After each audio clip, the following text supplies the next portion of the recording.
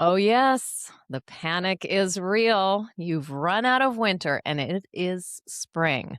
There is tons to do. So, how do we prioritize what's important, what's inconvenient, and what's not going to be touched for a couple months? We thought we'd invite founding mixer and gets stuff done goddess, Erin Shannon, the impatient gardener, on to join us. She'll get us in good shape today on the Garden Mixer.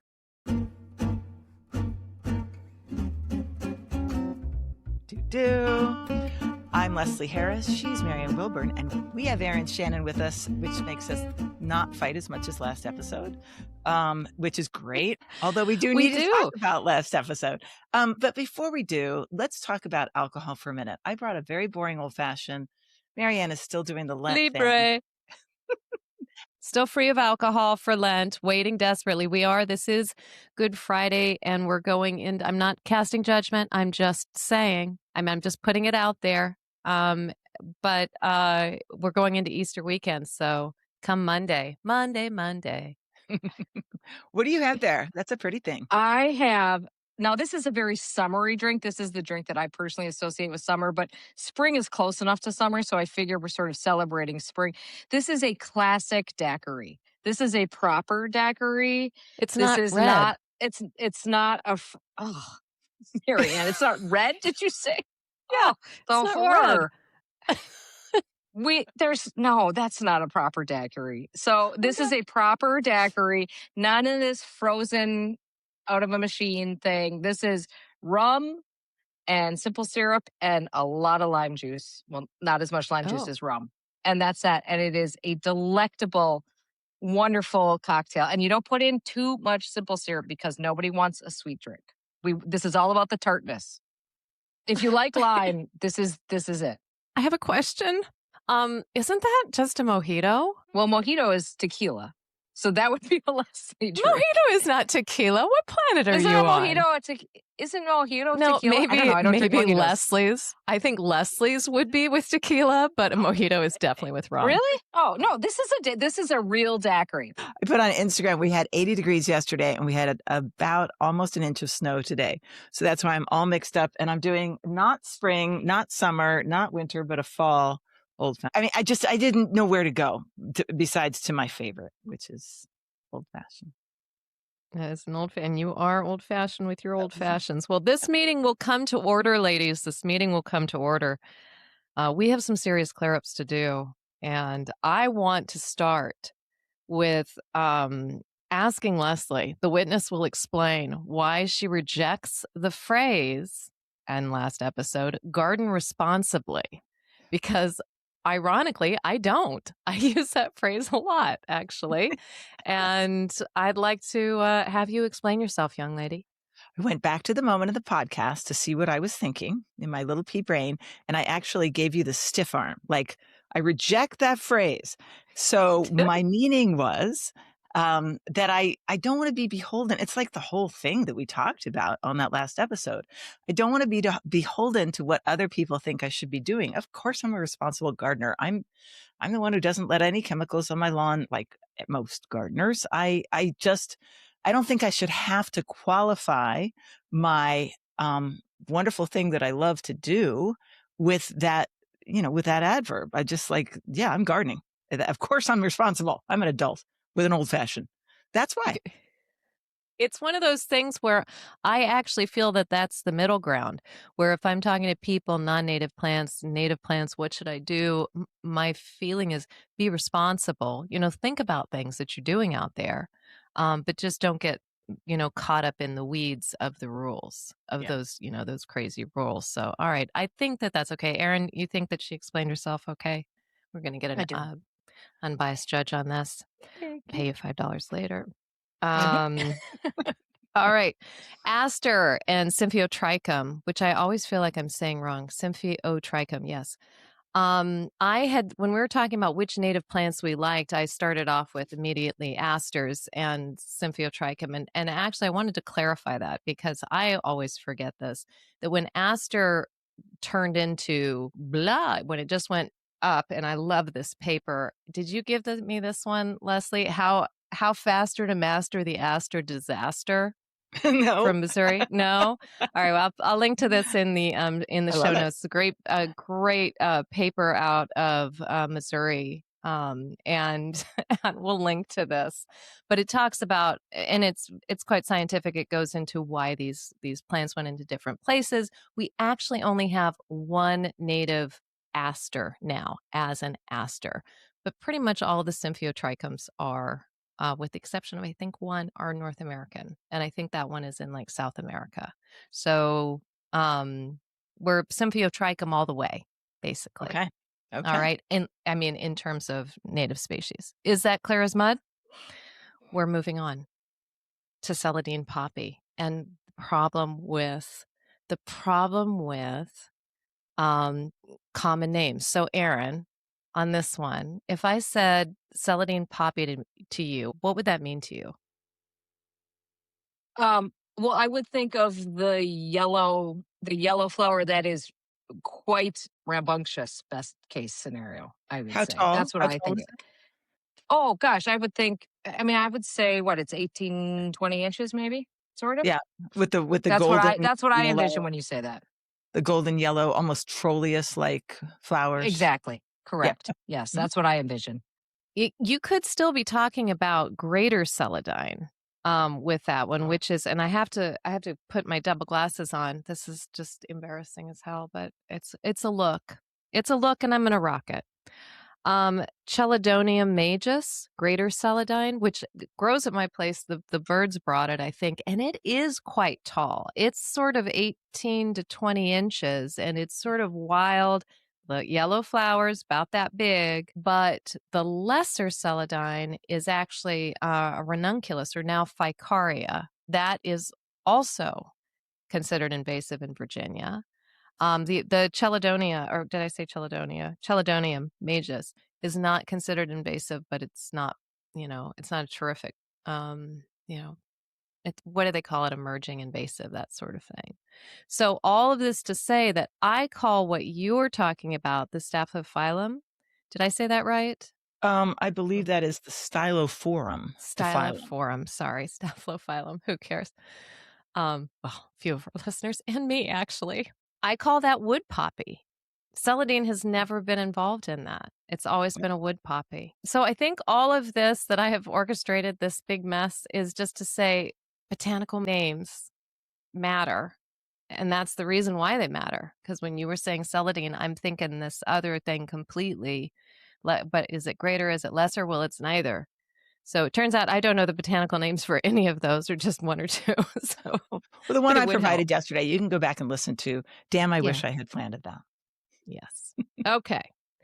All right. Nectar on butterfly bushes. We were talking about that. Leslie, you were saying that the nectar, people say that it is less valuable than nutritionally valuable than others. And I said, that's been debunked. And I could not remember the name of the ecologist who had told me that. And I still couldn't. And I went looking for some information on that. And all I could find was the butterfly bush nectar is bad, and Oh, no no. links to actual studies or papers or anything. Shoot. So this is a plea to listeners. If you are aware of an actual a paper, a study that has been done on this, could you send it to us? Comments at the gardenmixer.com, because I cannot for the life of me remember who had told me that. Or where I had read it. All right. Leslie's getting bored. Erin's fallen asleep. Yep. Have we hit everything? I'm actually Googling mojito recipes, to be perfectly honest. So. And by the way, you are all wrong. So did you want to clear that up right now? Should we just add that to this yes, corner? Okay, obviously Leslie needs something else to focus on besides what I'm saying. Here are the ingredients in a classic. This is supposedly the original mojito: rum, lime, mint, sugar, and seltzer. And you start by muddling the mint, which is the main part of a mojito, since there's a whole mint called mojito mint. And that's really what makes a mojito. Right. A mojito is the mint. But apparently and I'm assuming the sugar is basically that, or simple syrup, right? And then, but seltzer. But the little there's bubble. no seltzer. There's no seltzer in that. That's flat. Did you just hell chill no. it? Was that gonna Cool it? dilute your alcohol? Is that why, Erin? That's You right. didn't want this? That's right. Yes, this goes in a shaker. And so first I would like you to know that I did put ice to chill off my glass before enjoying this cocktail. Jeez. And then it all Wow. goes in a shaker. And then you just shake the living heck out of it. I'm not afraid to bruise my rum and then pour it right in there. It's delicious. She's so brave. She's I so know. brave. I really take one for the team. Bruise that rum. All right, Um, that has been a nice break, but now we're back to the real business, ladies. Okay? Can I read the last one since you've been going on quite a monologue here? Yes. I have to fight for my space on this show, Yeah. Erin. All right. I'm playing. So you had said that I was wrong because Ptolemy directs readers that life begins with natives and ends with invasives and urges readers to go out and proselytize on page 122 of Bringing Nature Home. That's great. And I'm glad that you found that proof. But once again, even if I read that, I'm not going to do it. It's just like, if I don't have vodka and it calls for vodka, I'm putting in something else. If No. I just don't read You things and think, misunderstand. I How do wasn't I trying to misunderstand? prove it. Yeah, I wasn't trying to prove it. I was just trying to give you the page so you could go find it and read it. I gave away that book long ago. I don't keep books. Oh I read them and then I put them in my pornographic memory and then they're gone to me. They're dead to me. Your pornographic memory. Oh my God. Photographic. I meant This is photographic. this is really going downhill fast. All right. Never mind. You Let's go on try, to listeners. spring. You try to educate. Let's go on to spring. You never heard that line? Jeff says that all the time. I have a pornographic memory. Okay. Erin, welcome to the show. Hi, Erin. Hi, Great to babe. have you. Thanks Erin for listens having to me. the show, but she's shocked by this one. She's like, oh, thank God I'm on it so I don't have to listen to it later. No, we are going to talk about spring. It can feel so overwhelming. It doesn't to me yet since it snowed today. I feel like I've got sort of a, okay, back up, lady. But all the things that you feel like you have to do. And for a while when I was collecting some notes on this, it was all about April, but that's me in Virginia. I mean, what does spring even mean to you, Erin, on most years? Oh, spring is, I've complained about this, I think, actually on the podcast before. Our springs are almost non-existent. I mean, it's very much up in the air. Most years, I would say our springs are almost non-existent. There is almost a direct link. In fact, I was looking through my camera roll in preparation because I had to remember what like April looks like in my garden. And was quite shocking to me to find that some of the plants that I was envisioning as being, you know, early spring plants, do not appear in my garden until the second week in May. Holy cow. And yeah, I mean it is truly late here. So we have very, very, very short springs typically. Sometimes every maybe 5 years we'll get kind of a nice spring that actually feels like a spring. But most of the time it's just kind of toying with your emotions. When That's when cracking does up your at us. sun when does that heat really start so that you say, "Oh yeah, it's summer"? Middle of July at the earliest. Wow. So 4th of it's July is often still, like light jacket kind of thing. Erin's been on the show before, and as she says in her many places that you can find her online, she gardens right by a very large water feature called, is it Ontario? What is it? So Lake Michigan. Lake Michigan. And Yeah. that keeps everything cold all spring. The best of the Great Lakes. The best. Yes, it does. Yeah. And so that's really what it is. I live in this is because I am like 400 feet from Lake Michigan. I live in a microclimate 5 miles inland, even a few miles inland. They have a much different story than we have. In fact, we always joke that if we go a few towns over, they can always tell where you're from because you're the people who show up in your puffy coat and they're all wearing shorts and tank tops over there because it can be 20 degrees difference sometimes. So I am in a microclimate in my specific garden that is very much just depends on the temperature of the water out in that water feature. I get the benefit of that in fall, but we pay the price in spring. Well, that doesn't mean that we're not going to put you on the spot and have you talking about what spring means when you feel overwhelmed. So what should gardeners be careful of if they do feel that feeling? What do you think? I think the number one issue in spring for me and for I think a lot of gardeners is like this sense of burnout, this sense of it's all got to happen right now, got to do it, got to do it, got to do it. And then you find yourself in this position where you don't like you are not enjoying your, I mean, this happens to me every year, no matter how much I will tell people not to do this. You know, you hate, you, I don't want to say hate your garden, but you do find yourself looking at it as not a pleasurable experience. I mean, sometimes you can do a chore and you at least enjoy doing that chore, even if it's not the best thing. But when you're just like, oh, gotta go to the garden again, or else it's going to be a big disaster because it's not all going to get done. And I think that's the biggest risk, is kind of being sick of your garden before you even get a chance to enjoy the fruits of what your garden is going to provide you. Yeah, because you go from that why, you go from the how am I going to why am I doing this? If you don't let you if you don't step back. And because that is no good. You can't go there. And it's easy to think that everything is now. It has to be now because there are a lot of timing issues.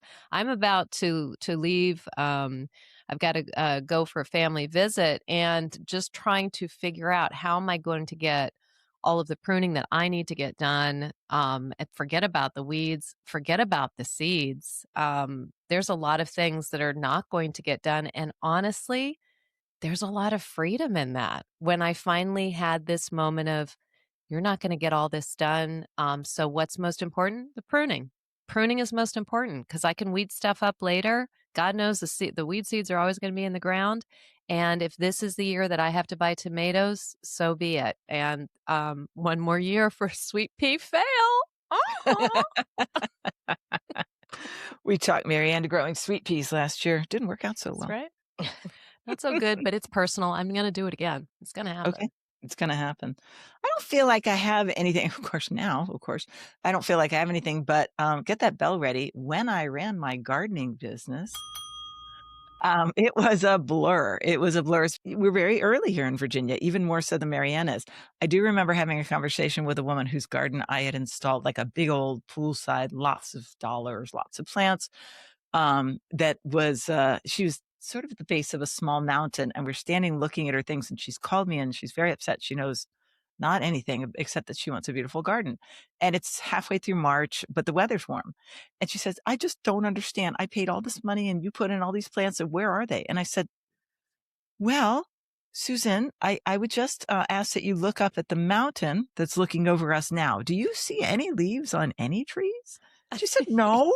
And I said, well, that's a big hint as to why your plants are still dormant. Leslie, that brings up a point though. So when you were running the garden business, ding ding ding, um, how did you manage that? I mean, how do you? Because I'm sure I know that anyone who's in the gardening industry, or it's certainly that kind of business, spring is just like all out, blinders on, get it done. So how did you do your own? I mean, how did you manage your own garden during that time? My own garden, it was kind of a wreck, but I actually really enjoyed using the leaves as mulch. I didn't bother to mulch until summertime.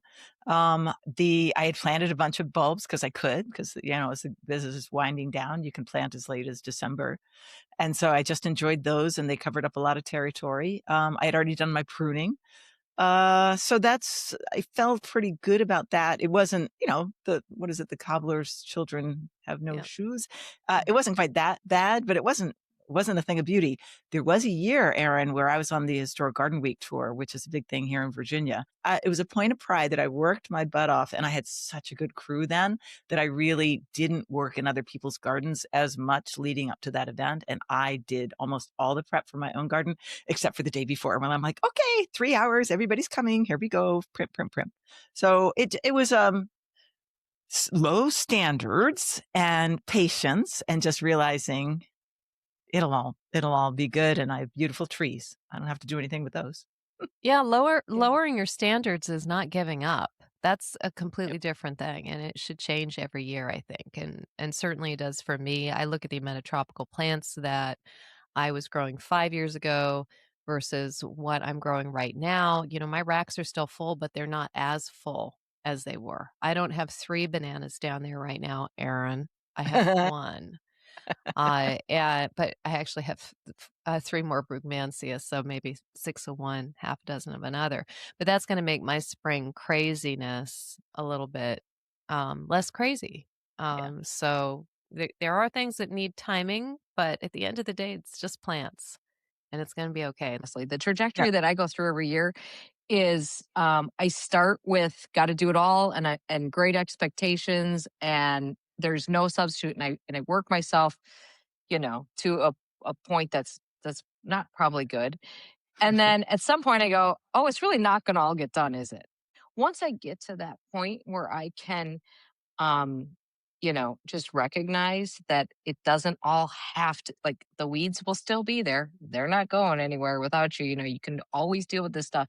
And so once I get to the part where I start going, okay, well, it's not all going to happen, so what things have to get done right now and then we'll worry about the rest later, that does get to be a better place. And if it's just never where I start, I mean, I go into this with, like most gardeners, I come out of winter ready to jump into that garden with everything I have, and I don't care what the job is. I'm just so darn happy to be in the garden. I'll do whatever I have to do out there and enjoy every bit of it. And then suddenly it turns into a snowball situation. Um, and deadlines in terms of, like, I talked about that time when my garden was on tour, like parties, weddings. Erin, I know you have lots of people coming to your garden, and so do you, Marianne. Nobody has to come to mine anymore because they could just say, uh-huh, and walk away. It's that small.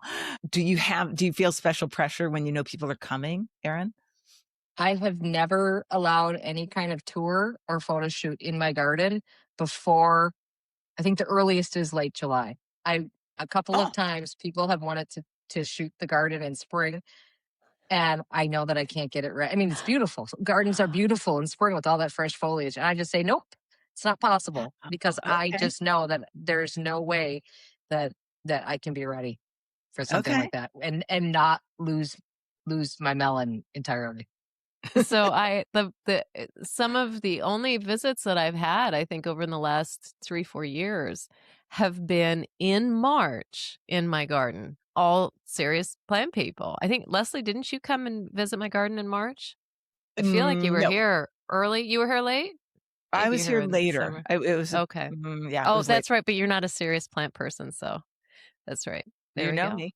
Um, so, but seriously, there's so many people who cannot leave their own gardens or feel like they can't, that they come to yours in that off season. And I'm just walking around going, oh my God, what am I doing? And just hoping that they see something. Scott still gives me hell about it. Scott Berline from Garden Rant coming there in March. And I remember Janet Draper from the Smithsonian several years ago. She came out, it was March, and she looked around. This is just before we'd had it graded, a few other things. And she said, wow, you're so ambitious. And I was like, oh my God. So yeah, I was looking at what the best time of year to visit my garden, and it's getting earlier. It's not, I don't think it's March, but I could do something mid to April and I'd be feeling okay about it. Maybe the shorter season, Erin, gives you a lot more, a lot more time to not have to stress. Let me just put some stress on you. Don't you have a wedding? Isn't your son getting married, I Marianne? do. My son's getting married, but by some miracle, it's the reception is at her parents' house and not ours. We're doing the rehearsal dinner. So So yeah, there's a we deadline. will have people there, but I don't think that anybody's really plant people. And actually that brings us to another that part of this, that most of the time you just have people come to your garden and see your Right. garden. They know you garden. To them that means flower, tomato, or whatever. And pretty much whatever you're doing, you look like you're a horticultural rock star. Yeah. They just see a banana and they're like, "Oh my gosh, what is that?" And so you can set the bar a lot lower because most of the people who visit your garden when you're a gardener, just everyday people, don't really know what they're looking at. No, And that should give you absolutely. some peace of mind, right? Yeah, it's the plant So, people you should be scared of. yeah. Yeah, because I've been in the back of cars leaving gardens and listening to people talk about the garden afterwards. I've been in enough of those. I've got scarring from that. So, What I did with that old garden that I had was one thing, but just, the beautiful trees and the paths and the blah, blah, blah. I mean, it's it's almost overwhelming for people who are not plant people, who are not zoning in on that plant. But yeah, what you all have, I mean, I need to come. Erin, I've only spent like 45 minutes in Marianne's garden total. So I got yeah, to get back there. And of course, we I need to would plan a trip say. to Wisconsin. Yeah, well, That you're would be welcome anytime, but I recommend later in summer July. if you like nice weather. we got it after July. All right, ladies, let's talk about our priorities then. Okay, I Mhm. think we've set the ground that we can't do everything. But obviously we need to do something. So what Mhm. is most important if you're coming back in your season, Erin, back into March? Have you gotten the majority of your pruning done by the time uh, March is over and you've moved into April? Yeah, I would say March is when I generally wrap up any shrub pruning or anything like that, but I generally don't usually get around to any sort of, perennial cleanup. That's usually in April, you know. Um, so we've sort of talked about that before, but you know, I I don't get fastidious about that because it's going to look really good on its own soon. So I'm happy to live with a little bit of mess until stuff starts growing. But I do have to jump right into that's probably the first thing on the agenda is to, scrape off the spots where there's, a foot of leaves sticking there so that, laying there in a big thick mat, because that obviously will create a real problem for those plants underneath them and do, the general perennial cleanup that I need to do, whatever I need to do for that. So that's probably job number one, because by that point I've already done all the shrub pruning and things like that. Erin, we did a little mini episode, one more sip episode on edging and mulching. The secondary title was "Is it time and do we have to?" So I'm wondering that's spring, but that's really winter. When do you do that sort of thing? So, in terms of edging is one of my very favorite jobs in the garden. I know you guys have gone on and on about edging, but I love edging, not as much for doing it, but for the amazing, just the way it just revives a garden. So edging is one of those jobs that, well, you kind of have to wait for the soil to be right. You Right. don't want it soppy wet and you don't want it to be too dry or else it's too hard. So I save edging as my reward job. So Ah, so I make myself do something I don't want to do, and then my reward, or if I just need to really feel good about the garden because I'm just not having any fun in it, I go edge because that's where I find joy. So that's my edging. And as far as mulching goes, I'm a pretty terrible mulcher. I'm trying to be better about it. Like last year, I did try to do, and if I had the energy or the help to do this, because it's such a miserable job, I would do a chunk of the garden every year. But last year, I did get a large load of really beautiful, beautiful compost. And I essentially mulched with compost. I did the whole, essentially 2 inches of compost across as far as it went, which did not cover the whole garden. And I would love to get on a cycle of doing one part of the garden with that every year. And I did do that before most things were, or at least when perennials were just starting to come up, just to make that job easier, because otherwise you're working it in around the crowns of all these plants and stuff. So I tried to do that pretty early. I've been thinking about this, and I was originally taught when I first started gardening that you weren't supposed to mulch your garden. I think this is terrible. I'm assuming this is terrible advice because it makes no sense to me now, but it was really hammered into us that you were not supposed to mulch your garden until the soil warmed up. Because if the ah. soil didn't warm up, you were going to prevent the soil from, you're going to keep that cold in there. Has anyone ever heard that? And that's bung, right? Do you know I've never heard that? That's Wisconsin talk, I betcha. It must be. I think that's crazy Wisconsin talk. It must be because, of course, if you wait till the soil warms up, that's when all those weeds germinate. So you kind of have the worst case scenario where now you've got to clean the weeds and you're still mulching on top of that.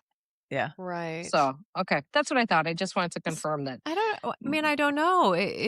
There could be some truth in that. I would imagine it's going to insulate the soil a fair amount from Yeah. being able to get to warm. You may delay your season. I Uh-huh. don't know. I But don't know if we can bunk that one.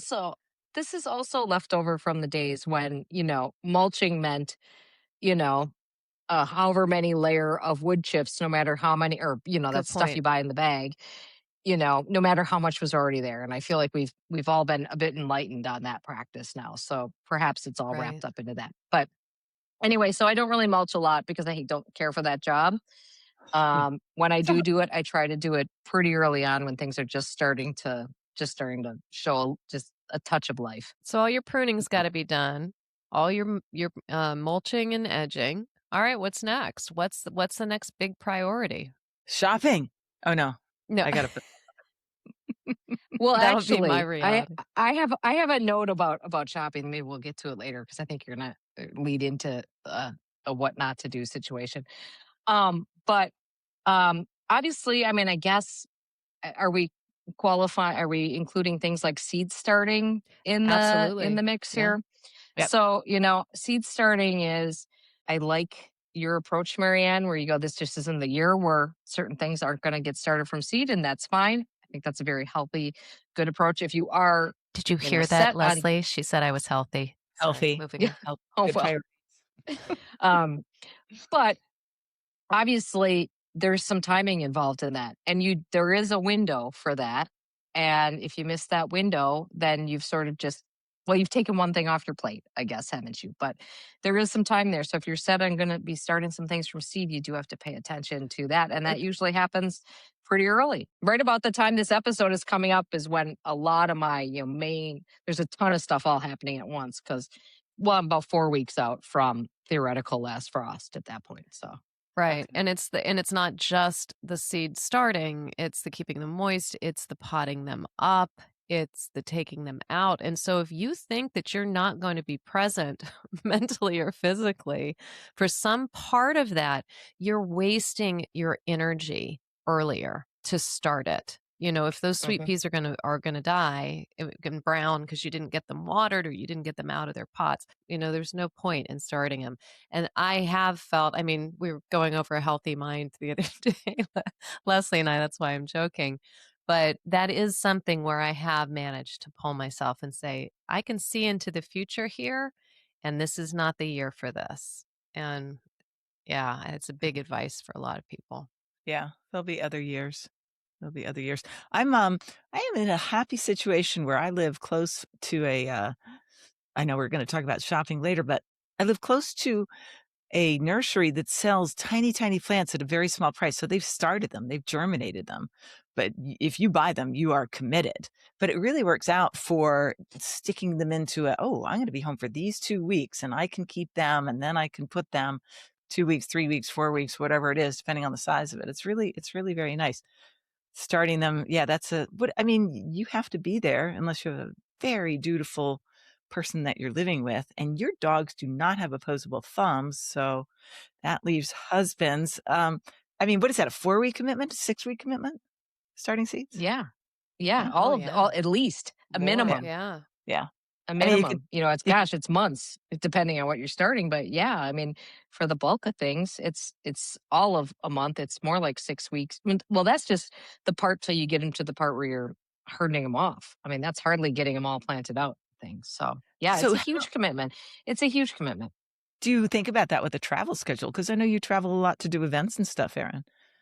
Yeah, I try not to. I actually go out of my way unless there's some really special thing going on. I just don't travel in spring. I just Right. kind of I sort of block that off. Like from, I generally tell people like April through September, I'm not available for a lot of travel. Sometimes later Right. on, but also because I have other things I want to do during summer too. So, yeah, but that's part of it. There's not a lot of wiggle room there on getting around that unless you're going to hire someone to be a plant babysitter. And come on, let's, And then and then they've got to have really good knowledge. And I had a friend of mine was looking after some of my plants I think the last time I was in England. And overall he did a terrific job. But I had to laugh. I took a picture of this this little tote bucket that had some peat pots in it. And I had kept them in that tray so that he could keep them moist without them, quickly drying out. But when I came in, they were floating. They were drowned and Oh, floating. no. And I had thought about the amount of time that it took for those particular seeds, and that was gone. And yet he did a terrific job with everything else. Something's going to fall through the cracks. And that, that means don't do anything more than you think you can take care of and you can transplant Can I just remind you, Marianne, I hate to do this, honestly, in of front of you Erin. in front of the world. Oh, You, okay. That's worse. I brought my sort of tender plants that I keep in the garage. I brought them out early last year, and I knew I was taking a risk, but I did keep an eye on the weather report, and they did make it, and I felt like they did extra growth. So I just wanted to say I told you so on that. But also, I also brought message received. Okay, good.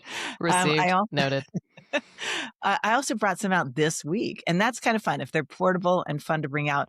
But obviously, this is this week. Sorry to disturb the reality of when you're listening to this, but we are not recording in April. We're recording in March. And we just had this amazing warm week. And I thought I need to get these outside. And so I thought I'm going to tag this onto a workout. And I just got them outside. And then today, because we had an inch of snow this morning, when I woke up, it was 70 degrees. I just put them all back in. And that's not bad exercise. And it made me happy. And I know it made them happy. So you can do that, but be really attentive to weather, right? At this time of year. I'm just trying to think. You just put them in a shady spot so that immediate Yeah. sunburn would not happen, Yeah. and all that jazz. That's a good Okay. thing to talk about in case you're a new gardener. You can't just stick a plant outside. This was in total shade. Leslie said, Just put them out. Watch your clavia burn to a crisp. "Come on, I just take them out. It's a great workout. There big they go, deal. out into the full sun and back in, and oh damn it, Total shade. So they're outside, but plants the plants in my garage are used to 40 degrees, and this was 80 degrees. I almost thought, wow, I should get them outside to keep them a little cooler because that garage gets hot, So I was sort of regulating it that way. Erin, how are you bringing stuff in and out? When are you doing that? Are you parting stuff up ahead of time, or just bringing it straight and putting it into the ground? And listeners, we're talking about tender perennials, tropicals, subtropicals that you've got in storage. I will bring my banana. It's just the one now. I ditched. I did a Marianne, and I only saved the OG banana because now this is Encente. Am I saying that correctly, Miss Yeah, Arloviti? Ensetti. Yeah. Mm-hmm. Ensetti. Thank you. Mhm. Ensetti. Now suddenly there's been a tropical plant revolution. I wonder if that's related to a book. Anyway, they're much easier to find. So I don't have to worry. I know I'm going to be able to go buy another one. Yeah. So for my second one, I do like to have 2 or possibly 3. And I know I can always go pick one up. Anyway, I will bring that out at the end of April. I pot it up. It lives in my husband's office. Lucky husband. where I get to hear him be unhappy about the fact that the plant is taking over the room. And then I move that out. And what I do is I actually put up a temporary greenhouse. So I Oh, usually put that up in mid-April. I run a heater in it if I need to, and I pot up my dahlias ahead of time. And all the dahlias go out there. I will move any seed trays that I'm able to that can stand a little bit of coolness because it will get down. I'll usually set that heater to kick in at 45 degrees or so. So I keep everything out there and just to have some room in the house, basically. So I have a yeah. little pop. Well, it's not even that little. I got a bigger one this year. I think a 10 by 10 pop up greenhouse and a heater. And that's where I do my hardening off and things too, because when you kind of have a lot of things, the idea of taking things in and out and in and out and in and out is Yeah. not really reasonable. So I No. can kind of harden things off by using frost cloth and things like that to sort of manage the light and the temperature. And the only issue really becomes sort of the wind part of it, where you got to leave some greenhouse doors open or set them outside the greenhouse gradually to get them used to that part of it. That's a great system. And listeners, don't forget that if you did get caught out, that frost cloths or beach blankets, literally towels could help nestling things up against the house, which is naturally warmer, that kind of thing. So for you, Marianne, you stated that pruning was a huge priority that you really want to get done before you have to go Huge. away. And weeding is not. Are there any other things that back burner versus front burner that we can think of? Yeah, and maybe Mulching? actually just going into the weeding thing real quick, why it's not as much of a priority, even though it feels like it is. There's a lot of weeds. Like you probably have bitter cress, right, Erin? Little white throws its seeds everywhere. Mhm. And actually, we Yes. had one of our listeners really wanted us to do a weed episode, but it's completely impossible. It looks like this with little leaves, on the radio or on podcasts. So we're going to do that just in notes on Substack. But um, it feels like if you're away and you don't get on top of it, and especially if you have been getting on top of it and bringing that weed bank down, that seed bank down, it's all going to come back in 2 months. And all it takes is one seeding. you know what? You're probably not on top of your seed bank is what I was going to is what I'm going to say. Don't have that illusion in your head. Nobody's on top of the seed bank in the climates that we're all from. And being away for 2 months or whatever, or not being able to do that weeding, it's not going to be the end of the world, Oh, especially if you they get taller, easier to pull. Don't have to bend as much. sometimes, yeah. Some of them do. Some of them, like for instance, I was weeding out a whole bunch of chickweed day before yesterday, and I have recognized over the years that when chickweed starts to flower, it's almost as if its roots hold onto the soil harder. I don't know if Hmm. you've ever noticed that. No? When it is still, still big and green, but it is not near flowering, you can pull it out very, very easily. But the minute it starts to flower, it's like it just puts its feet down, and so it becomes a harder job. So there are things that are a little bit different if you wait or you leave them, but it's okay. It's okay to leave them, I think. Yeah. The only asterisk I would put on that is really terrible perennial weeds and Mm, like getting them good before they go to point. seed.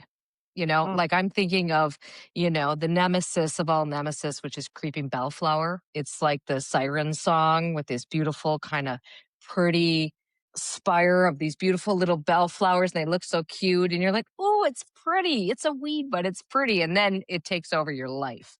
And then the only option you have is to move.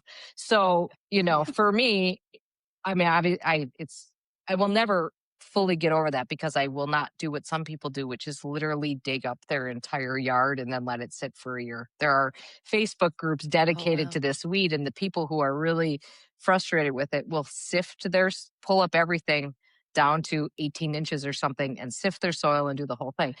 But in addition to managing it when I can, what I do know is that if I spot it out of the corner of my eye, that flower, all work ceases, and Yeah. immediately that is dealt with. So that's the one thing I would say is that, if you have a really bad noxious perennial weed and you see a flower, like, that's Go worth for it. whatever time sacrificing something else to go take care of that. I just had to do a quick Google because I didn't recognize that name. Did you, Marianne? I don't think I grow that either. Is it something else? Campanula, what is it? Ra- Rap- Rapanoides? Rapunculoides. And I Rapunculoides, yeah. totally recognized it. I'll just hold this up Mhm, for it's that mhm, thing. And it is mhm. adorable. And it looks really Oh, okay. but Mhm. Yeah. man, I had that problem at a client's garden. 13,000 seeds possible from one plant. It's No wonder I had a amazing. problem. Yeah, And right? the client was like, "Look, I kn you have to get rid of this." And it was like, it was worse than violets or mugwort. It was just like, "Oh, I think we have to blow up this bed and separate all the things we want versus not that." It gets big, like carrot, like like the older plants get like rhizomatous roots that are almost like carrots. They're like white carrots, and you dig down and you just keep bringing them up and they spread everywhere. So I would say, an important thing is don't let a problem you have get worse. You spend some Right. time making sure Keep it that in if you have a stasis. problem out there, right, exactly. Yeah, good advice. That's priority thinking. You can't, don't head for the chickweed and the dead nettle. Go for that horrific campanula. And Yeah. for me, artemisia, because it moves fast. It takes over a bed really, really quick, and then you've got those little tiny rhizomes in there, a little tiny bit of it. You got another plant. So yeah, hitting your perennial weeds first. And Johnson grass. What are some of your other worst perennial weeds, Erin? Oh, I don't know. Come back to me on that. It'll come to All me. right. I know I've got some real nemesis out there, but we were um talking about a plant yesterday that, is a spring ephemeral that I put on a list to Marianne's like, "Oh my god, I can't believe she talked about this You're gonna plant." bring it up again. I just wondered, it's the, what is it? The corydalus, the little purple one. Do you have that where you live? I trying to grow it. What? Oh my I can't God. I Corydalus can't grow it here. incisa? I can't grow it. Oh, What you probably can't grow is the yellow one, the I corydalus with can't grow I tried the blue one too. That doesn't grow either. Anyway, so I don't yeah. oh know wow. if there's a purple one. Is there like a weedy purple? Yeah, Yeah. I don't deal with that. Well, I'm glad There's that a you whole don't. bunch of different ones. I think Mm. Flavula was the yellow. that Mhm. I'm quite happy to have in my garden, Solida or incisa is the just terrible little got a little tiny bulb. And it's interesting. I completely agree with what Leslie says about it. That it has a pretty purple flower. It's got feathery leaves. It's not really smothering any of my plants, but it has such a short period of bloom, and then the seed heads are not that attractive, and it makes the plant look very weedy, and it almost loses some of its color as well, as if it's given all of its energy into its children, which, let's face it, that's pretty There much what happens. so many children. Yeah, It's so it right. was it was not a plant recommendation in the first place. It was just one that I sort of like and grow, and then Mm. it became a public service announcement. Marianne was I like wish I'd interviewed. Don't do that. I wish I'd never let it get started. It's one of those, just like you were saying, Erin, just stop everything and get it out. That's my personal preference. Yeah. Well, so how about that with violets? Because I mean, violets are wonderful little plants. I Do like you let violets. Erin, what do you think? I weed them out. I Yeah, I have do. quite a few of them, but I don't go on like a No mission empathy for for them. You know, if I'm weeding a bed, they get weeded out. If there's a Okay. bunch right at my feet and I happen to have a tool in my hand, they get weeded out. And I feel like it's a sign that you're probably kind of an evil person when you do that, but I can't help it. I just don't care for them. I try to leave some. Apparently they're a very important source for some sort of early pollinator situation. And so when I get in trouble for it, I always say, "Don't worry, there's plenty still left."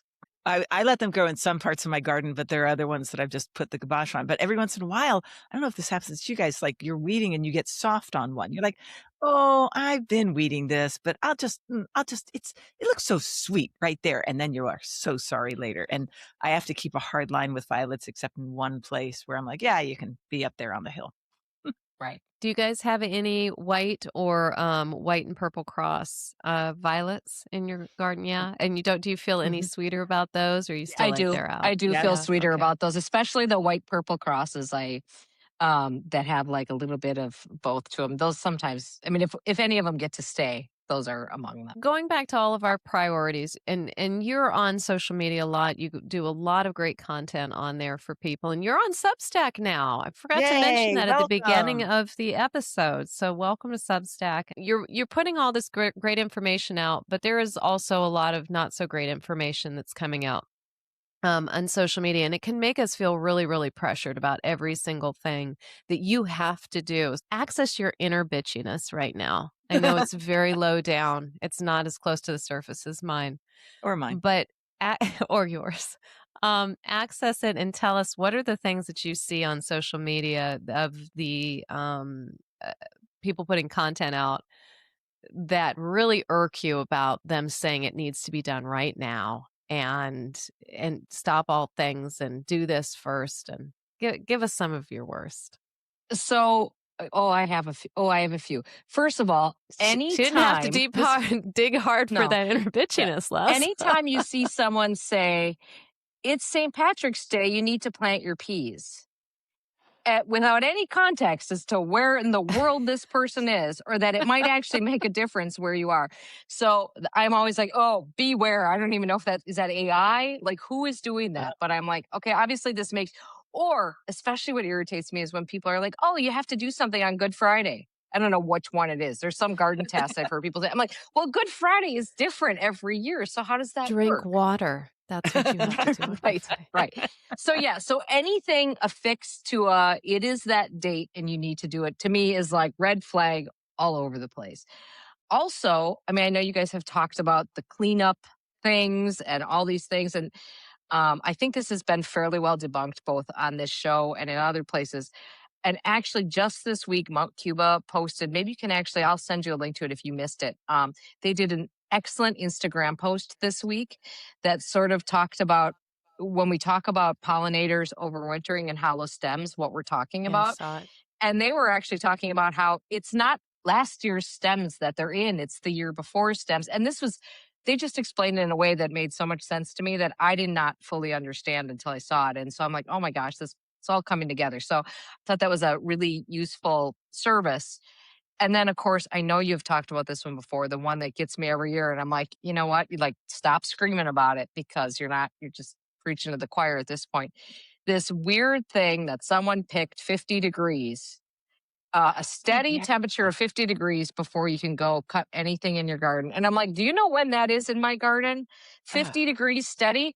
It's Memorial Day if I'm lucky. I'm like, that makes no sense. That's not practical for so many reasons. So, I mean, I think that when you're looking for the red flags on social media, in addition to anyone who uses spray paint to make a plant look like it's alive, That's a thing? the number of people spray painting dead boxwoods is shocking. Oh, Um, it's not Oh, I usually was thinking typically allium, maybe. it's not something I would do Yeah, personally, but I don't mind it. right. I think it's if people like to do that one.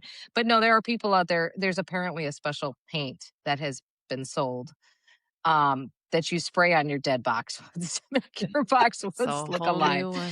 But my big red flag is anytime this goes for all those things we learned in grade school. When there's an absolute, you must do this. I think you can usually take that advice and throw it out because we all know there are no absolutes to these things. There's a billion different factors that go into everything, and those include not just the timing in your area or the specific plant you're talking about, but your personal preferences and how you like to approach your garden too. oh, Well I said. don't think we have to say anything. I think we can wrap it up right there. I think yeah. That's very eloquent. Perfect. Wait, do people hire you as a speaker? Well, yes, they do, but I never talk about spray painting boxwoods when I do that. So You should add that because I got mine. There actually are sponsors for this show, Erin, so this is a little awkward. oh gosh, okay. Just talk about the plant pile situation in spring. Do we have time for that quickly? Oh, yeah. Absolutely. Shopping plant pile. I bought this. And now what do I do with it? So I have very big eyes in spring, and I will get truckloads of plants delivered to my house. Literal box trucks pull up, and a man comes and helps me unload them. And then I have a patio full of plants, and a lot of them I needed for a project, but some of them I just bought because you got to fill the truck, right? You're already paying for the delivery, you might as well fill the truck. And so this is like one of my personal things is I think it. I mean, I think we hoard plants because we're afraid we're not going to find them when we need that's them. very true. And there's something to that, certainly. But for every plant that is sitting on your patio or wherever you have your little plant stash, that's time that you have to spend at some point every day watering those, and you have to take care of those, and you're tripping over them and stuff. And so suddenly, and this is, I get into this situation, kind of towards the end of spring as we're gearing up into proper summer, with a situation where I'm spending an hour a day, 2 hours a day, whatever, managing the plants that aren't in the ground yet. So at some point, I realize that I have to stop doing some other task in the garden and get those plants planted because I can plant them, water them, and then walk away from them for the most part, other than revisiting that area with whatever I have to do to get them some water. But a plant in a pot requires far more maintenance than a plant in the ground. So at some point, it just makes sense to get those plants in the ground so that you don't have to spend that time on because you're just robbing time from yourself when you've got a big stash sitting around. I've got a suggestion also. Do you guys have, I don't anymore, but I used to have a plant hospital. So things were, not looking so good. They needed my care, but it was actually lovely. It was sort of retaining wall. I could just stand there and see what was in my hospital, who's doing well. Oh my God, this is emergency. This one's, needs its last rites, whatever it is. But I would take a lot of the plants that I bought and put them there, sometimes just planting them in their pot, knowing that I would move them later. And therefore the watering chore was far less than it had to be. It's a great idea. Healing a plant in somewhere is such a good idea. If you don't have time to get it to its proper home, I think that's an excellent idea. Marianne, do you have to tell yourself not to buy things in spring? Or are you so disciplined? I have gotten way more disciplined than I used to be. Way more disciplined saying no to clearance sales or, quick sales. I really think about, do I have time to look after that? Now, 50% of that or more than 50% of that was because of the deer. Can I protect it? Oh, yeah. Is it going to be eaten? What's the point of buying it? The deer issue is now miraculously away. I hope you've got yours going. This project's going on for you, Erin. I hope this is one of your projects in the spring. I hope by the time this is out in the world, that there will that be you'll some have a deer movement on fence that front. too? Maybe. Fantastic. I'm hoping. It's the most frustrating. Marianne has led me down a path of sleepless I'm so nights. sorry. I blame her fully for this. A path of sleepless nights that I have not endured the likes of ever for any project. It is the most frustrating thing I have ever set myself onto, but yet I can't get this out of my head. So I am just dealing with it right now. So I if I look tired, it's because of Marianne. I'm Because I'm telling up you, at night. this is the best thing we've ever done. This deer fence is just it because it's changed my spring mentally. It changed my winter. When it snowed, I didn't worry that what was poking up were going to get eaten. And now it's things like seeing crocus in the lawn and knowing they're not going to be decapitated. Or I bought a lilac the other day for the first time in 12 years. I might regret it, but there we go.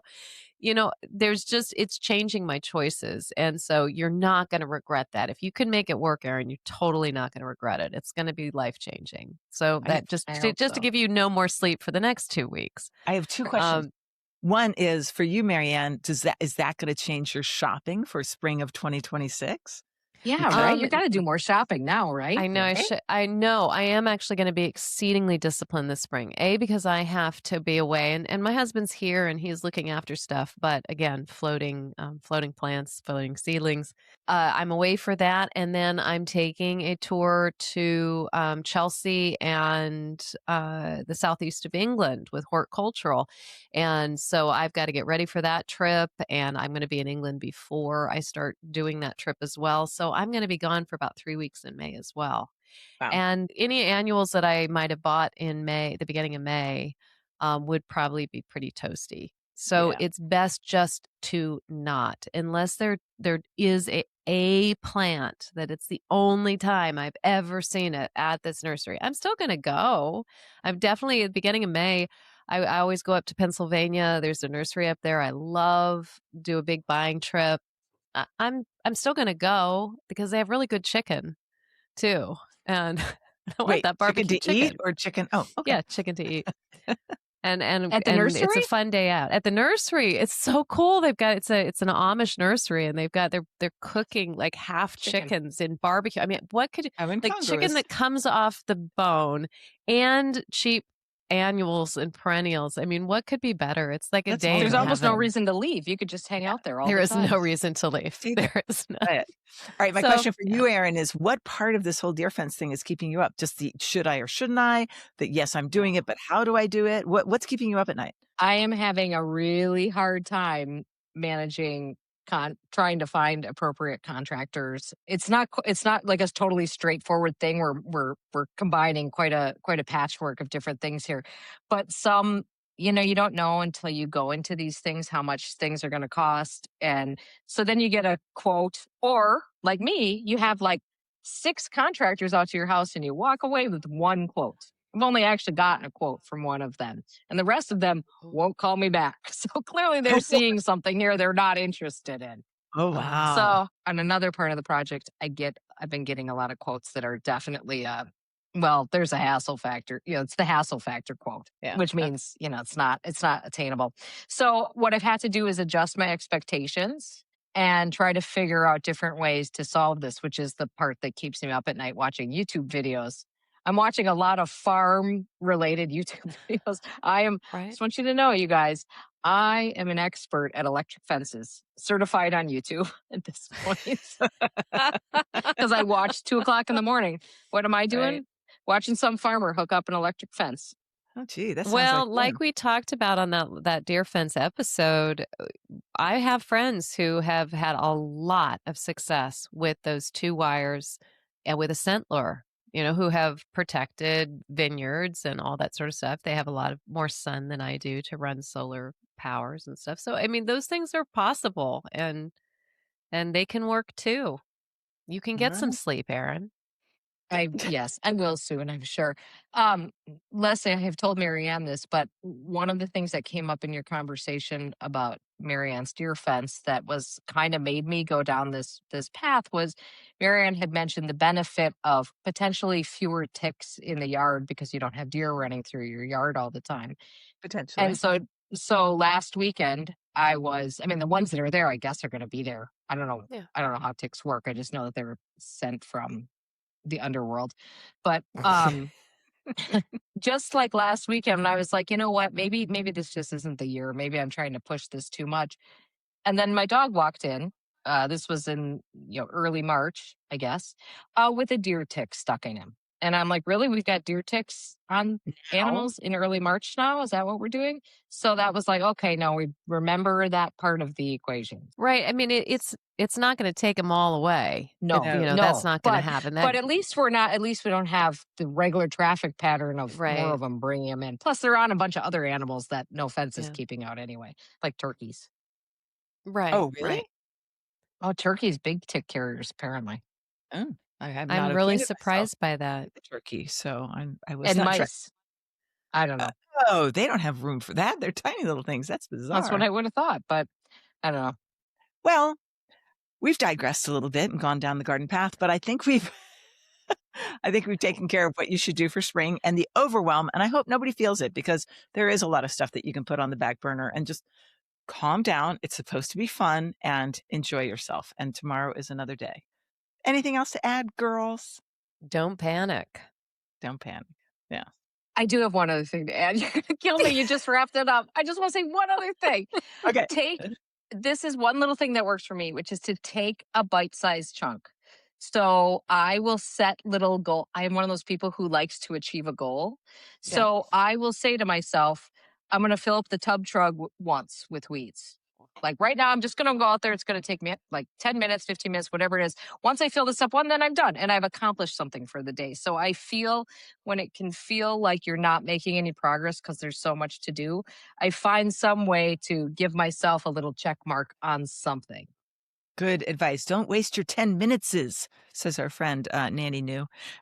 Absolutely. You can just get one little thing done. Have you guys ever heard that thing where you walk into a room, or your pantry's a disaster, or whatever, your kitchen after a dinner party, you're like, overwhelm. And just that thing of pick up one thing, just one thing, and put it where it's supposed to go.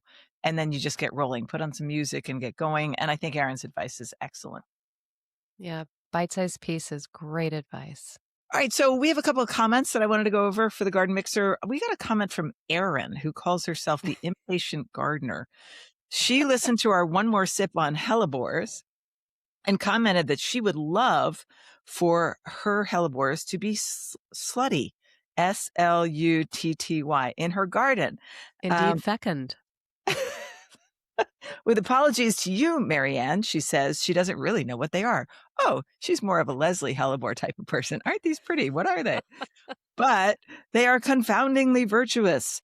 And by the way, any listeners who do not listen to One More Sip of the Garden Mixer, the way that Erin heard that is because she does. She's a founding member of our One More Sip of the Garden Mixer, and that is found on Substack. And we put together an episode that goes in between these big episodes that you may be listening to. If you want some of that action, go to Substack and clue in.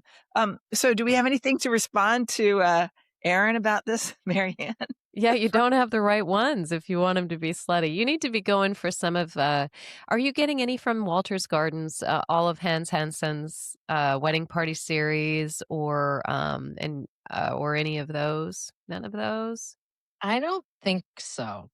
So those are I have easy to not get a hold gotten. of. I've not gotten Send any on. mystery packages. I heard of a lot of people getting mystery packages a couple of years ago, and I didn't get one. Hands, Well, hey hands. hey, Hans. Well, I mean, it's proven winners, and they've got a lot of really beautiful. He has done some gorgeous jobs of doubles and singles. That's the honeymoon series, the wedding party series, and both of those are hybridus or orientalis crosses all over, and they are, what did you say, slutty? Slutty. They are Yeah. slutty, and slutty and fecund. So, both slutty and fecund. So anything that, if you're wanting to get those hellebore seedlings, then you're looking for some of the older ones that we used to just think of as hellebores. All these new, more outward facing hellebores, most of those, not most is the wrong word, but a lot of them are sterile. You're not going to get anything from them. They've been highly bred to create what you're seeing. And yeah, it's so hybridus all the way, orientalis all the way, fetidus all the way, if you want to do that one. I Not love fetidus, but it argutifolius. does suffer from the issue that Leslie mentioned when you guys talked about hellebores, which is it's not so pretty when that stalk comes up. Not But I love so fetidus. It pretty. is such a gorgeous plant. Yeah, it's a good plant. All right, so we've answered that question from Erin, the impatient gardener. At this point, Marianne and I are going to give Deer Fence and Leslie Front Garden updates, but I think we've covered your Deer Fence joy. Just the glow is growing. The I glow is really just every day. It's a bit more. right. I mean, honestly, this is going to be so fun to say for you to come on and say, has there been anything new since crocuses and what are the thing that you bought the other day that you haven't bought in 8 years? Oh, a lilac. No, and I've just potted those up. No, there hasn't been anything new, but I was realizing yesterday that I'll be traveling, and one of the things I always have to worry about when I'm traveling is I will lose plants. I will lose or I will either fully lose them or I will lose them down to the ground because I can't expect my husband to water and to look after the animals and to be spraying. And I'll either lose plants or I'm going to lose like hundreds of dollars in spray because he doesn't know what to spray. So he's just sort of spraying all over the place. He's going through Expensive. vats of this stuff.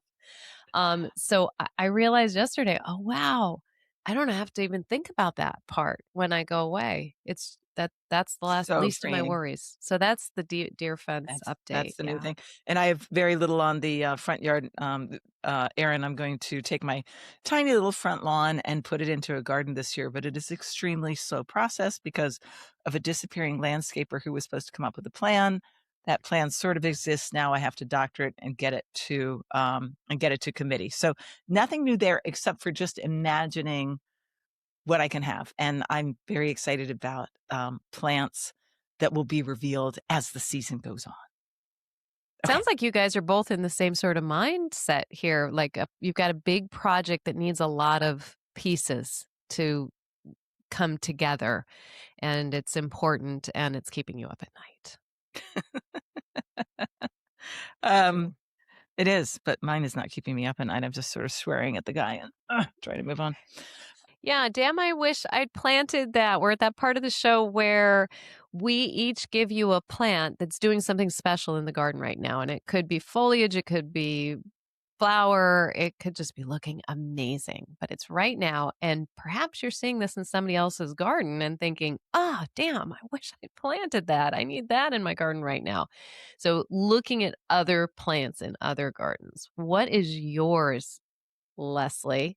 Yeah, Erin's gonna be so cool because it's like, all right, the aim date on this is April 3rd, but she lives in Wisconsin. Wisconsin. So that's different. All right, mine, I've got the bleeding heart, which is the formerly Dicentra spectabilis, but now it's let me just get all the syllables going on this. Lamprocapnos spectabilis.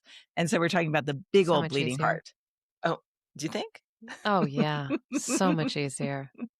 Native to Asia, it zones 3 to 9, and it's in the poppy family, which I didn't know. It actually has that bluish green foliage, which is kind of cool. And it can get hefty. I grew one in Connecticut that I always think of when I think of this plant. I've grown them since. They do not last nearly as long here in Virginia as they did in Connecticut. I was seeing something that was 3 feet wide on this one specimen that I had in Connecticut, and it just made me so happy. That gray green foliage and these little hearts dringling down. It's like a fairy tale plant. Kids love it because the flowers really do look like hearts. They don't look good all season. And in fact, it's great to plant it in a sort of a woodland setting. This is a shade plant or at least partial shade. They get a little crispy if they're in sun or more sun. But they are great for emerging foliage like ferns or even, the hydrangea that hasn't leaved out yet. And you're going to look at that instead of your wooden sticks on the hydrangea. And then, of course, the best part of this plant is the lady in the bathtub part of the plant, which you guys know about, I'm sure. Lady in the bathtub. No. Do tell, Erin, do lady in the tell. bathtub? Erin I know knows. about it. Do you? All Is right. she slutty? Oh, yes. She's How not about big enough. fecund? So you pick one of these hearts and you turn it upside down and you pull the two little parts apart. Leaves, or I don't know what you would call that. I'm sure there's some botanical name. Anyway, it looks like there's a lady standing, kind of naked, she's white, standing in a pink bathtub. Really? No way, Yeah. I didn't know that. I'll have pictures for YouTube. Yeah, no, it's enchanting. I mean, as if a kid didn't think that a heart-shaped flower was good enough. It's like even better than a fritillaria, like checkerboard. Oh my gosh, this is That crazy. is so Heart-shaped. cool. I thought that plant was cool enough, and now it just got cooler. And now you're gonna go look for the lady in the bathtub. Okay. How long, Erin, do you have that Dicentra lasting for you into the season? Yeah, that's the problem. It doesn't last, it starts quite late for us. And it's really, I mean, I don't even know what it is, but it is it's shorter than it should be for us because we just heat up, it just happens quickly. That window is small, but still, I mean, worth it. Doesn't matter. Still totally worth growing. Yeah, I love it. I love gold heart. I like the gold heart one. Yeah, That's the beautiful chartreuse foliage with the pink. I bought a bunch of those for the Minor Road garden, and they look good the first year, but they didn't seem as robust as the others. Does that make Yeah, I sense? think that's could be true. Yeah, that would make I Yeah. believe But that to be I true. will put a big vote in for the white, the Oh, Alba, it's because beautiful. it's very vigorous. Almost Mhm. feels a little chartreusey. It feels a little lighter than the main one, and it's a great plant. I like that one too. Well, I learned a little factoid that I am excited to I want to look around and find some flowers to flip open now. That would be the first thing I do this year when I see them bloom. All right, Erin, what's yours? Your damn, I wish I planted that for the very beginning of April. I have a good one. And Marianne, you and I have talked about this plant before, probably kind of extensively, actually. Pedicites japonicus, butterbur. Oh, Oh, we might be crucified Bec- for this episode. oh, wait. Okay. I knew. Well, I actually thought I'm like, should I? But I Yeah, am. let's talk about it though, because Go people for it. need to know about it. Yeah. So I think well first I'll talk about this and then we can talk about, it's got some cousins that are questionable. But right now, the reason why I picked this for right now, right at the beginning of April, is when it has the coolest flower. And that flower is sort of this ring of I mean, they kind of look like I think there was an episode of Star Trek where some weird little aliens popped up somewhere, and that's what it kind of reminds me of. But this sort of ring of chartreuse kind of covered leaves, and then there's this dome of little florets that kind of pops up, and they just sit there on the ground, and the whole thing is probably, I don't know, 8 inches across or something maybe. And there's no way anyone could walk by that plant and not make a comment about it. So it's cool in all stages, but the flowering stage is to me the part that is just otherworldly. And then what comes out of that is this enormous plant that has these big long petioles and these huge leaves. I mean, I think I measured one at 31 inches last year. I think I Whoa. tried to find the biggest one, 31 inches across. Huge leaves. It's a very tropical looking plant, which I love a little bit of that. Zone 5 to 9. It's a boggish plant. So this thing needs consistent moisture. I planted mine on the edge of our little creek kind of boggy area that runs through. I think it does a really good job stabilizing the bank actually because it is rhizomatous and it moves around. I actually got it from a neighbor down the road, and she said, "You can take as much as you want, but I would not take too much because it does spread happily." I would say.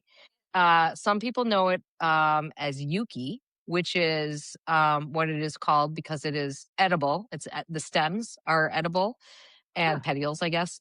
Those are edible, and it's a kind of a Japanese culinary treat, apparently, which is known as Yuki. So I did look up why it's called butterbur. Apparently, another one of the common name is sweet colt's foot. Who Mhm. knows where these common names come from? Yeah. But butterbur supposedly came because they used to use the leaves to wrap butter in hot weather. That sounds like Oh, a convenient excuse to come up with the name. I don't know. So in Wisconsin, we have a close cousin to the. I mean, we have this. This is everywhere, but I'm bringing up Wisconsin because this is a nasty listed. Its cousin is a nasty listed invasive, and that is Pedicites hybridus, which apparently the common name for that one is butterfly dock. again, back to the whole botanical names are better thing. And so that one is a total no-no to plant around here. But But Japonicus is not listed as invasive or emerging invasive, huh? correct. Correct. That is Yes. so surprising to me, huh? Yeah. Because Now you I grow grow both both of of them, them. correct? Yes. Yeah, I do, and, one of them I chose, one of them I didn't. Hybridus showed up here on the bank of my stream many years ago, and, Japonicus I put in, and it's up against the house, so I always know I can mow around it. I know I can keep it contained. Terrific plant, love those flowers. But a hybridus has a very and actually more beautiful flower in my opinion. Same time of year, it's throwing up a very long cylinder that's pink with that ruff, and the leaves are furrier. But what you said about bank erosion and holding a bank, I well remember when we've had a couple really crazy floods here, one really bad one and where a lot of the cornice that I had put in to stabilize the bank that were only a year old, to be fair, they washed on down the river. And what held that bank? The Petasites hybridus that had put Interesting. itself there. Not only that, it's starting to go over the top of multiflora rose, so it's taking out another invasive that is there and making its way there. So it's fascinating to watch. I didn't put it there, and eradicating it is just more than the time that I have, and I'm sure as hell not spraying glyphosate over that and into the water. So it's interesting to watch it, and I did not realize that hybridus was considered more invasive than japonica. Yeah, I can't explain what that's about, but that's the Wisconsin deal. Erin, I have a question. So you grow it by your stream, but is it part of, I don't know your garden well enough, is it part of a formal garden bed or is it just sort of a stream woodland setting type of thing? It's actually right on the edge of where I sort of stop the planned cultivated gardens and leads into my woods, which I just try to stay as much hands off as I can on that. And it's really nice because it actually is one of those plants that does a really good job of making that transition. Yeah. And you know, the Yeah. other nice thing is those leaves are so big, it shades out. I mean, obviously there's all sorts of weedy bits. So it Yeah. really shades out the ground. So I don't have to worry about something else weedy coming in there. I think this year I probably planted it 4 years ago, maybe. And I think this year is probably the first year that I'm going to have to do a little shovel pruning because it's starting to ooch just a little bit into that cultivated bed. The other direction it can go for ages, and it has not gone really up the banks much. It definitely just wants to hang along in that wettest areas, at least in my garden.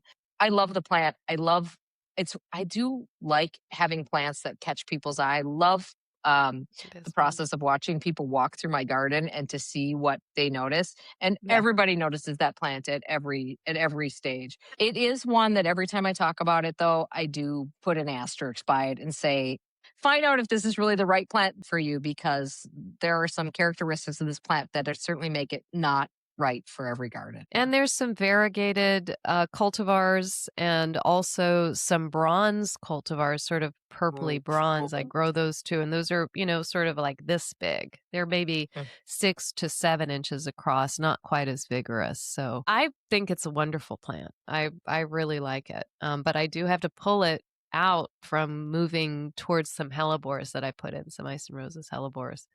So I was like, oh, no, you don't. I see you blossoms. Very cool blossoms.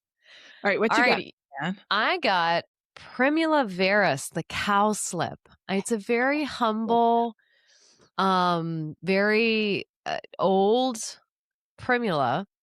I never used to like primroses. I just sort of found them, shall we say, vulgar? Particularly Primula vulgaris. I just sort of, wah, wah. Then I saw Japanese primulas and was sort of, ooh, those are graceful and beautiful every time I'd see them, but it was always in the Pacific Northwest or the UK. This would be so gorgeous. And I have seen some here, but I don't have those sort of boggy conditions that they like.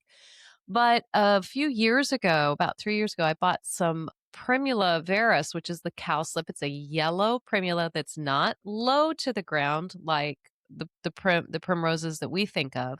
And it's not tall like the Japanese primroses that send that stalk up with those flowers, but it's somewhere in between. And it's a very clear yellow.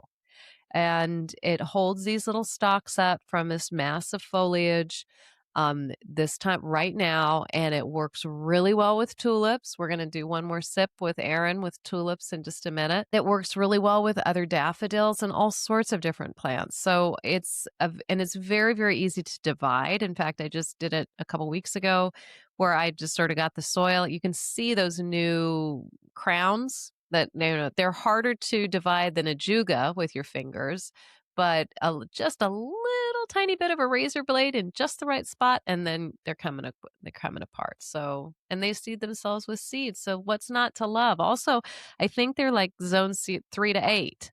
So, yeah. That's pretty. That's you, me, and a lot of people. So Primula veris, the cowslip, I think it was named that because I don't know. What do you think? Was No maybe idea. growing on cow Cow patties or slipped on something. it. It's a kind of cow slipped on it. I have absolutely no idea, but I think it's the slip part. I think is beautiful. It's very elegant and sweet. Well, All on that right. wonderful and erudite note, we're going to leave you, listeners, because we've bent your ear long enough. If you want to listen to more of Erin with us, then do jump on Substack for The Garden Mixer, and you can find us there. And you will listen to a wonderful episode that we're about to record, which is our favorite tulips. But for this episode, I know, for this episode, that's it. And yes, phew. Thank you, Erin. We really appreciated you being with us, and particularly for your very, very smart advice to not do too much. Will somebody remind me of that, please? Because I'm going to need a little dose of my own advice. Call you. Yeah, I'll give you a call. Thanks for All having right. me. I love being here. Thank you. Thanks, Erin.